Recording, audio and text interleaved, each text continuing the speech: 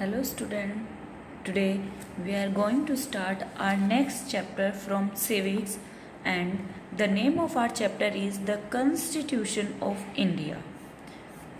Now what is the meaning of constitution कि constitution किसे कहते हैं और ये हमने क्यों अडोप्ट किया, इंडिया के ही बारे में हम क्यों पढ़ रहे हैं। तो हर नेशन का अपना अपना एक कॉन्स्टिट्यूशन होता है। कॉन्स्टिट्यूशन मीन्स मतलब होता है कि एक ऐसी बुक जहाँ पे हमारे रूल्स एंड रेगुलेशन लिखे जाते हैं, जहाँ पे हमारे राइट्स लिखे जाते हैं, जिसको गवर्नमेंट को और उनके लोगों को उसको फॉलो करना पड़ता है। Now firstly I will explain you why we make constitution, क्यों हमें उसकी नीड पड़ी, क्यों हमने बनाया। First, democratic and monarchy. अगर हम हमारे इंडिया की बात करें तो हमारा इंडिया कई सालों तक गुलाम रहा है। हमेशा इस पर यहाँ इंडिया के लोगों को छोड़ के बाकी सब लोगों ने यहाँ पे रूल किया और उन्होंने अपने अपने कानून यहाँ पे बनाए और अपने अपने तरीके से उनको लोगों को फॉलो करने के लिए कहा, जिसमें मोनार्की का मतलब क्या होता है, ऐसी गवर्नमेंट जो किंग एंड क्वीन चलाती है, QUEEN, क्वीन, ठीक है। ऐसी गवर्नमेंट जो किंग एंड क्वीन उसको रन करते हैं। मीन्स यहाँ पे सिर्फ और सिर्फ डिसीजन कौन ले सकता है, किंग और क्वीन ही लेगा। और इनके मरने के बाद जब वापस जो भी राजा बनेगा वो भी इन्हीं का ही बेटा चलेगा, तो उसको हम बोलते हैं मोनार्की सिस्टम। फिर आता है डेमोक्रेटिक किसे कहते हैं, ऐसी सरकार जिसको पीपल चूज करते हैं, मतलब हम आम जो जनता है वो इलेक्शन देती है। और कैसे चूज करेंगे, इलेक्शन के थ्रू। इलेक्शन का मतलब क्या होता है, वोटिंग देना कि 3-4 मेंबर होंगे, ABCD, ये चारों रिप्रेजेंटेटिव खड़े होंगे कि हमें सरकार बनना है, हम आपके लिए अच्छा काम करेंगे, आप हमें वोट दो। तो हम इन चारों में से उसे वोट देते हैं जो हमें पसंद होता है। तो वो सरकार क्या होती है, डेमोक्रेटिक होती है। हमने इनको पसंद किया, हमने इसको वोट किया और ये बने, और ये फिर क्या करते हैं, ये हमारी भलाई के लिए काम करेंगे।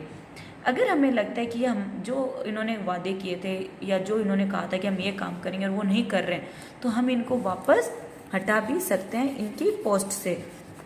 तो have you understood what is the meaning of democratic and what is the meaning of monarchy. तो जब यहाँ पे अंग्रेज थे, यहाँ पे उन्होंने शासन किया, वो जब हमने उनसे आज़ादी ली, जब वो चले गए तो उस टाइम क्या हुआ था, सिर्फ और सिर्फ अंग्रेज़ों के ही कानून, रूल्स, रेगुलेशन यहाँ पे थे। तो हमें उनको चेंज करना था और हमें ऐसे कानून बनाने थे जो पूरा देश माने, जो भी सरकार है वो माने, और वो सारे कानून किसके हों, जनता की भलाई के लिए हो। तो एक ऐसी बुक, एक ऐसी डिटेल जिसमें ये सारी चीज़ें लिखे हो, और कोई भी अगर इसका अपोज करे तो हम उसके लिए सुप्रीम कोर्ट में याचिका दायर कर सकते हैं। When it becomes certain that India would soon be an independent sovereign nation, our leaders decided that a free India would adopt a democratic system of governance। कि जैसे हमारा देश आज़ाद हुआ अंग्रेजों से, तो यहाँ के जो भी लीडर्स थे उन्होंने क्या बोला कि हमारा देश कैसा होना चाहिए, एक डेमोक्रेटिक नेशन होना चाहिए, जहाँ पे लोगों की बात सुनी जाए, लोगों के लिए ही वर्क किया जाए। Thus, a year before 1947, preparation for drafting the detail of systems of governance began. More than 2 years and 11 months later, the final draft of India's constitution was ready. In this lesson, we will dwell upon the basic characteristics of the Indian constitution. आज़ाद होने से पहले ही हमने drafting शुरू कर दिया था कि हमारी गवर्नमेंट कैसे होनी चाहिए, इसमें क्या क्या कानून होने चाहिए, क्या क्या इसमें डिटेल्स होनी चाहिए, तो वो हमने शुरू कर दिया। जैसे हम आज़ाद हुए उसके 2 साल बाद, मीन्स 2 years 11 month लेटर ही हमने हमारा कॉन्स्टिट्यूशन बना के रेडी कर दिया और इसको लोगों के सामने हमने लॉन्च कर दिया। और इस चैप्टर में आज हम बेसिक फीचर्स पढ़ेंगे कि कॉन्स्टिट्यूशन किसे कहते हैं, इसको बनाने की, इसको क्यों बनाया, क्यों ज़रूरत पड़ी, और इसके अंदर क्या क्या फीचर्स होते हैं। What is a constitution? A constitution is a body of principles and ideological tenets according to which a nation और एन ऑर्गेनाइजेशन इज गवर्न। एक ऑर्गेनाइजेशन को, एक देश को किस तरीके से वर्क करना है, किस तरीके से उसको अपनी सरकार को चलाना है, उसके कुछ कानून, उसके कुछ प्रिंसिपल्स, उसके कुछ आइडियोलॉजिकल्स रिटर्न है इस कॉन्स्टिट्यूशन के अंदर। The constitution is the written law of land. The governance of a country is carried out on the basis of provision contained in the constitution. Yes, constitution क्या है? रिटन कॉन्स्टिट्यूशन है। इसके अंदर क्या लिखा हुआ था? हमारा जो हमारे इंडिया का जो कॉन्स्टिट्यूशन है वो एक रिटन कॉन्स्टिट्यूशन, मतलब जितने भी कानून है वो एक लिखे गए हैं, वो एक फ्रेम्ड है। Hence, the constitution of a country lays down certain basic and inviolable rules that both the government and people have to follow. Yes, this line is very important. कि इस कॉन्स्टिट्यूशन के अंदर कुछ ऐसे बेसिक, कुछ ऐसे कानून लिखे गए हैं जो दोनों को फॉलो करने होते हैं। मीन्स किसको? सरकार को और लोगों को। क्योंकि सरकार किसके लिए बनती है? पीपल के लिए बनती है। पीपल सरकार क्यों बनाती है? ताकि उनके वेलफेयर के लिए काम किया जाए। वेलफेयर का मतलब होता है उनकी भलाई के काम। अगर हम वेलफेयर का काम नहीं करेंगे, लोगों की भलाई का काम नहीं करेंगे, तो वो सरकार क्यों बनाई हमने? उसका क्या काम? It defines the powers of the organs of government as also the right of citizens. इसमें जो भी सरकार जो पावर में है, जो सरकार है उसके कुछ लिमिटेड पावर्स होते हैं और सिटीजन्स के क्या होते हैं? राइट मतलब अधिकार दिए होते हैं। It also defines the relationship between various organs of governance themselves as also with the citizen. A constitution is supreme in a democratic country and it represents the values and vision of its founding fathers. Yes, constitution में क्या है? constitution एक supreme power है किसी भी democratic country का। The constitution its significance, अब हम क्या पढ़ेंगे? constitution पढ़ेंगे और इसके significance पढ़ेंगे। The constitution protect the right of the citizen. Constitution क्या करता है? जो भी सिटीजन को राइट दिए गए हैं, जैसे राइट कौन कौन से होते हैं? Right to vote, right to equality, right to education, right to freedom, ये सारे राइट कौन देता है? हमें कॉन्स्टिट्यूशन देता है और ये प्रोटेक्ट भी करता है। ये हमारे फंडामेंटल राइट्स है, ये हर एक इंसान के राइट्स होते हैं। अगर कोई भी इन राइट्स को हटाने की कोशिश करता है या कोई भी इन राइट्स को वायलेट करने की कोशिश करता है तो हम कहाँ जा सकते हैं? हम सुप्रीम कोर्ट में जा सकते हैं, हम हाई कोर्ट में जा सकते हैं। वहाँ पे हम क्या कर सकते हैं? हम याचिका दायर कर सकते हैं। फिर अकॉर्डिंग टू कॉन्स्टिट्यूशन कि वो सरकार क्या, वो जो जज बैठे तो क्या बोलते हैं? कॉन्स्टिट्यूशन में ये चीज़ प्रोवाइड की गई है, इसलिए आप इनको हटा नहीं सकते। Irrespective of their caste, gender, religion or creed to which they belong, so it create trust among the people and bind them together in one harmonious whole. और इसी की वजह से लोग क्या होते हैं? एक दूसरे के साथ जुड़े रहते हैं और उनको भरोसा होता है कि कोई भी हमारे राइट्स को हमसे छीन नहीं सकता। It limits the powers of the three organs of the government: legislative, executive, judiciary. It does restrict the abuse of powers by those officials and leaders who carry out governmental and administrative function. हमारे government के three organs होते हैं, three parts होते हैं: legislative, executive and judiciary. और ये इनके powers को क्या करता है? लिमिट प्रोवाइड करता है। ये अब जो इनको दिया गया है काम वो उतना ही करेंगे, उसके आगे नहीं करेंगे और ना ही अपने जो पावर का गलत इस्तेमाल करेंगे। It lays down the procedures of the formations of the government and define the distribution of powers. ये पूरा प्रोसीजर तैयार करता है कि किस तरीके से सरकार का काम होना चाहिए, किस तरीके से सरकार आनी चाहिए और उनके वर्क को एंड उनके पावर को भी डिस्ट्रीब्यूट करती है कि भाई अगर प्राइम मिनिस्टर है उसका क्या क्या पावर होगा, अगर कोई एक IAS है तो उसका क्या पावर होगा। It makes special provisions to protect the interest of minority communities in the country. It also ensures that no dominant group uses its power to suppress others less privileged group. Yes, in this line I will explain you two words. One is minority, second is dominant. देखो हमारा जो India है यहाँ पे हमने starting ancient time से भी हमने यहाँ पे क्या पढ़े? हमने ग्रुप्स पढ़े हैं, जैसे ब्राह्मण ग्रुप्स, क्षत्रिय, शूद्र, वैश्य। तो इससे क्या हुआ कि हमारे यहाँ पे कुछ ऐसी कम्युनिटी बन गई जो अपने आप को बहुत ज़्यादा पावरफुल मानती है, उनका दबदबा ज़्यादा होता है। कुछ ऐसी कम्युनिटी है जो कम है, मीन्स उनके जाति के लोग कम हैं, उनका कास्ट कम है, इसलिए वो क्या होते हैं? कम जो लोग होते हैं उनको हम बोलते हैं माइनॉरिटी। तो जो ज़्यादा वाले जो लोग हैं वो उनको हमेशा दबाने की कोशिश करते हैं और हमेशा से क्या हुआ? एंशिएंट टाइम से जो शूद्र थे, जो छोटी कास्ट के लोग थे, वो हमेशा से दबे हुए थे, तो उनको प्रॉपर फैसिलिटीज़ नहीं मिली, इसलिए वो समाज में आगे नहीं बढ़ पाए। इसीलिए कॉन्स्टिट्यूशन क्या कहता है कि यहाँ पे इन लोगों को हम क्या करेंगे? प्रोटेक्ट करेंगे। कोई भी ऐसा जो हायर कास्ट है वो इनको सुप्रेस ना करें, इनको दबाए ना।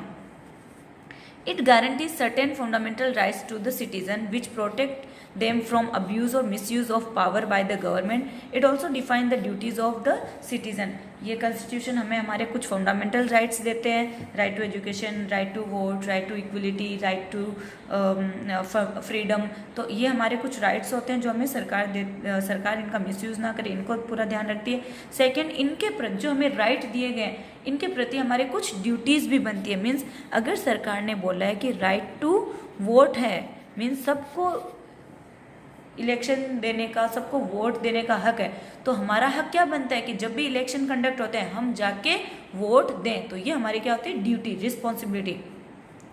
It defines national goals which form the basic foundations on which the present and future of the country rest upon. In this regards, our constitution emphasizes upon democracy, socialism, secularism, etc., which form the core ideology of our nation consciences.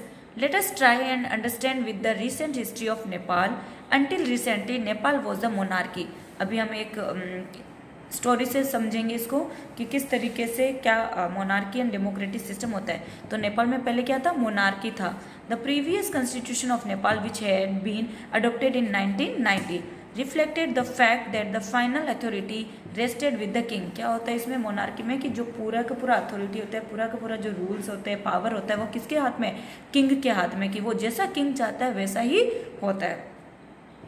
A people's movement in Nepal fought for several decades to establish democracy. In 2016, they finally succeed in putting the end of the power of the king. कई दिनों तक नेपाल ने struggle किया कि भाई हमारा जो system ये मोनार्की वाला हटाओ और यहाँ पे क्या लेके आओ, यहाँ पे डेमोक्रेसी लेके आओ. तो फाइनली वो सक्सीड हो गए, उनको सफलता मिली 2006 में. The people had to write a new constitution to establish Nepal as a democracy. एक नया कॉन्स्टिट्यूशन लिखा गया जिसमें क्या बताया गया कि नेपाल अब कैसी कंट्री है, नेपाल भी अब क्या एक डेमोक्रेटिक कंट्री है. The reason that they had not want to continue with the previous constitution is because it did not reflect the ideals of the country that they want Nepal to be. Yes, उन्होंने previous constitution का क्यों oppose किया, क्योंकि उसमें ऐसा कुछ भी return नहीं था जो जनता की भलाई के लिए हो, जो जनता के वर्क के लिए हो, जनता के वेलफेयर के लिए हो. तो इसलिए जनता ने उसका क्या किया, अपोज किया और बोला कि यहाँ पे ऐसे काम होने चाहिए जो हमारे भलाई के लिए हो. तब वहाँ पे क्या है, democracy. Democracy is basically government for the people, by the people and to home the people. मतलब लोगों के द्वारा ही बनाई गई, लोगों के लिए ही बनाए जाना. Nepal, by moving a monarchy to a democratic government, needs to change all its constitutive rules in order to usher in a new society. This is why the people of Nepal adopted a new constitution for the country in 2015. The purpose of a constitution is to define the nature of a country's political system. For example, Nepal's earlier constitution stated that the country was to be ruled by the king and his council of ministers. पहले के constitution में क्या बताया गया था, जब monarchy system था तो उन्होंने क्या बोला कि यहाँ पे सिर्फ और सिर्फ किंग ही रूल करेगा और उसके काउंसिल ऑफ मिनिस्टर मतलब क्या होता है, कुछ ऐसे मिनिस्टर्स, मंत्री चूज किए गए होते हैं जो किंग के अंडर में काम करते हैं. The Constitution play a crucial role in laying out certain important guidelines that govern decisions making within these societies. The making of Indian Constitution. ये था हमारा छोटा सा स्टोरी जिसके बारे में हमने पढ़ा मोनार्की एंड डेमोक्रेटिक के बारे में. तब हमें समझ में आया कि डेमोक्रेसी कितना ज़रूरी है एंड सरकार को चूज़ करना कितना ज़रूरी है. जब भी इलेक्शन हो तो हमें वोट ज़रूर देना चाहिए. अब हम पढ़ेंगे कि इंडियन कॉन्स्टिट्यूशन कैसे बना, कितना टाइम लगा, कितने लोगों ने मिलकर इसको बनाया. The Constitution of India was conceived, debated upon and drafted by the Assembly of elected representative called Constituent Assembly.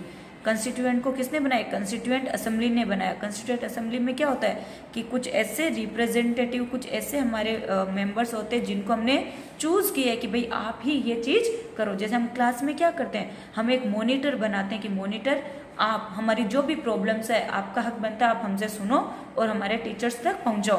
तो सेम वैसे ही एक ऐसे रिप्रेजेंटेटिव थे जिन्होंने इस कॉन्स्टिट्यूशन को ड्राफ्ट किया. The elections to be Constituent Assembly were held in July 1946. और ये Constituent Assembly के जो members थे इनके लिए इलेक्शन कब हुआ, 1946. Its first meeting was convened in December 1946. The assembly had 299 members, 299 members थे इस असेंबली के. Dr. Rajendra Prasad was the president of the Constituent Assembly. Yes, this is very important कि जो डॉक्टर राजेंद्र प्रसाद थे वो क्या थे, इस कॉन्स्टिट्यूएंट असेंबली के हेड थे, इस असेंबली के क्या थे, president. And doctor B.R. Ambedkar was the chairman of the drafting committee, जो भी एक ड्राफ्टिंग कमेटी थी, ड्राफ्ट करने का काम था, उसके चेयरमैन थे कौन, doctor B.R. Ambedkar. And B.R. Ambedkar is also known as father of constitution. These members of the assembly include representatives of almost all political parties, regions and communities of India. The Constituent Assembly took nearly 3 years to study, deliberate upon the debate each and every clauses of draft constitution. The constitution was finally adopted by the Constituent Assembly on November 26, 1946 and it was then implemented on January 26, 1950. Constitution assembly ने finally draft तैयार किया था नवंबर 26, 1946, लेकिन जो finally इसको implement किया गया, लोगों के बीच में जब लागू किया गया, वो तो हमारा 26 जनवरी and 1950. This date was chosen for a special reason. In the year 1929, Congress had adopted the resolution defining its goal of attaining Purna Swaraj and the date for observing Independence Day was decided upon to be January 26, 1930. This could not be realized. However, the historical significance of this date was kept in mind and we celebrate 26 January as a Republic Day each year. Preamble of the Constitution. Now, come on the meaning of preamble. कि preamble का मतलब क्या होता है? Basically, preamble क्या है? It is a summary of Constitution.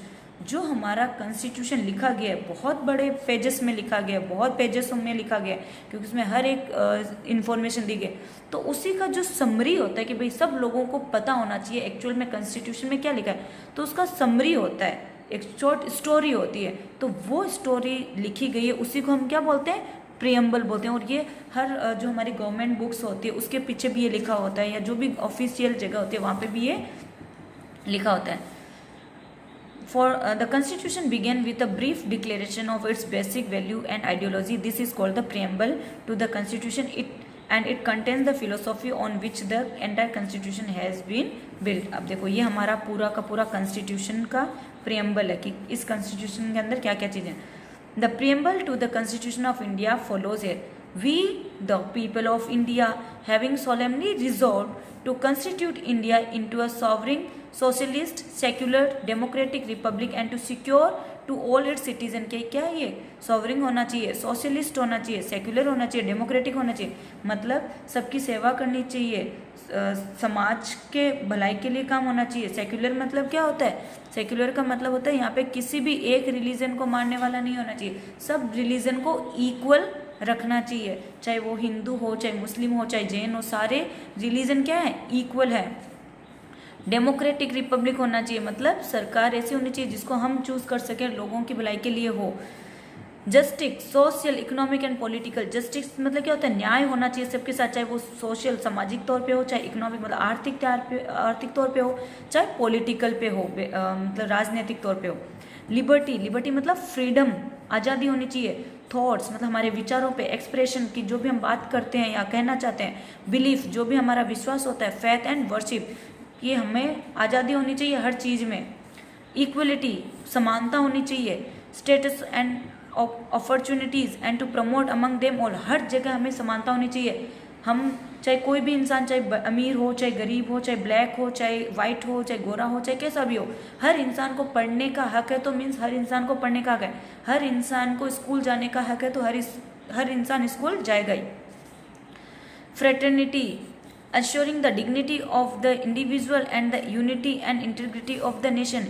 In our Constituent Assembly, this 26th day of November 1949, do hereby adopt, enact and give to ourselves this Constitution. तो ये हमारा होता है क्या, preamble.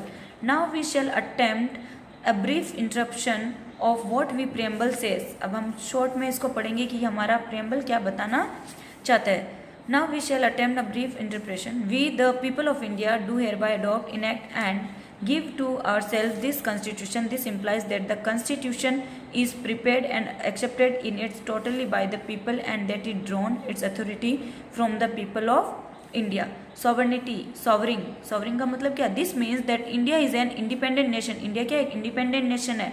And not subject to any internal control in any matter. Sovereign का मतलब क्या हुआ कि हमारा देश एक इंडिपेंडेंट है, इस पे कोई भी किसी भी तरीके का कोई भी हम पे गुलाम नहीं करेगा, हम पे कंट्रोल नहीं करेगा। जैसे पहले दूसरी कंट्रीज के लोग आए और हम पे उन्होंने कंट्रोल कर लिया। Socialist, it implies that the country's society is free from all forms of exploitation and inequality in income, social status will not be allowed to exist। Socialist का मतलब क्या है कि हमारी कंट्री एक सोसाइटी फॉर्म करती है और यहाँ पे किसी भी तरीके का एक्सप्लॉयटेशन नहीं होना चाहिए, मतलब अत्याचार नहीं होना चाहिए। सब लोगों को इक्वल रखना चाहिए, चाहे वो चाहे किसी भी कास्ट का हो, चाहे कैसा भी हो, हर जगह हर स्टेटस उसका क्या होना चाहिए, सेम होना चाहिए। Secular, it means that the state shall treat all religion equally and the state does not promote or encourage any religion on its own. All citizens have the freedom to follow, practice and preach their religion। Secular का मतलब क्या होता है, सारे religion equal हैं, किसी भी एक रिलीजन को प्रमोट नहीं किया जाएगा कि यही रिलीजन सबसे ज़्यादा अच्छा है, सारे रिलीजन इक्वल है। Democratic, India is a democratic country where the government is chosen by the citizen through election। Republic, in India there is no hereditary rulers। कि रिपब्लिक का मतलब क्या है कि यहाँ पे ये नहीं है कि राजा का बेटा ही राजा बनेगा, नहीं, अगर राजा का बेटा राजा बना और यहाँ पे और भी मेंबर्स अगर वोट में खड़ा होना चाहिए, गवर्नमेंट बनाना चाहते हैं तो वो भी खड़े हो सकते हैं। The head of the state is an elected entity who holds the post for a fixed terms, he is called the president. और जो भी हम इलेक्शंस होते हैं वो क्या होते हैं, एक टाइम पीरियड के लिए होते हैं, फिक्स्ड होना चाहिए।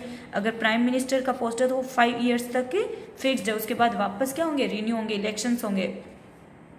Justice, every citizen is equal before the law। The law does not discriminate on the basis of caste, creed, gender, religion, etc। सारे सिटीजन्स इक्वल होंगे लॉ के ऊपर, और वो लॉज कैसे होंगे, किसी के बीच में भी भेदभाव नहीं करेगा। Liberty and equality, peoples have the freedom to express their views and citizens have equal opportunities to progress economically. Fraternity मतलब भाईचारा, ब्रदरहुड होना चाहिए। It means a sense of brotherhood among Indians, it gives unity and strength to the nation.